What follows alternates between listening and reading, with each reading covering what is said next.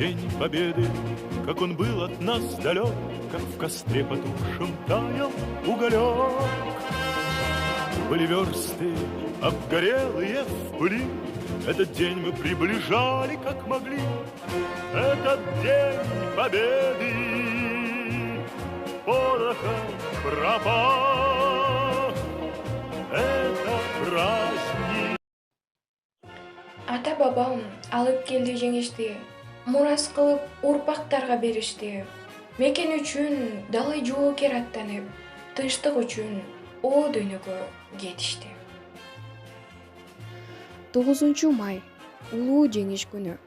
Мындан 76 жыл мурда СССР элдеринин жалпы биримдиги менен фашисттик Германияны жеңип, улуу ата мекендик согуштун улуу жеңиши орногон. Бул жеңишти чоң аталарыбыз миңдеген чакырымдар алыста 5 жыл бою фашисттик баскынчылар менен болгон кандуу согушта чексиз азаптарды, көптөгөн жоготууларды, алтын баштарынан кечирүү менен бизге тартуулашкан. Кыргызстандык жоокерлер жана оруктун эмгекчилери жалпы Совет эли менен бирдикте майданда кан кечип, фронтту ок-дары, жарак-жабдык жана азык-түлүк менен камсыз кылып, согуш азабынан чогуу көтөрүштү.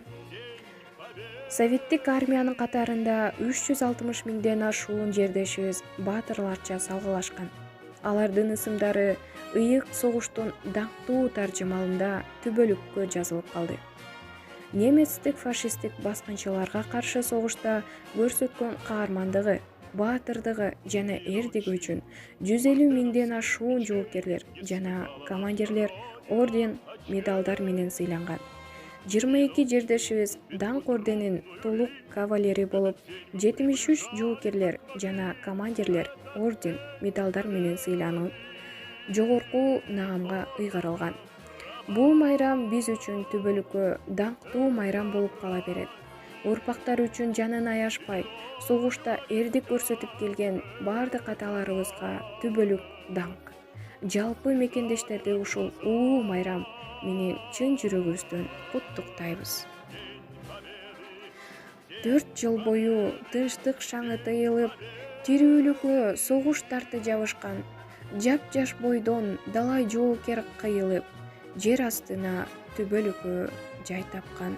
Кара кийип, кимдер жашын төкпөдү, канкор ажал кол салганда өмүргө.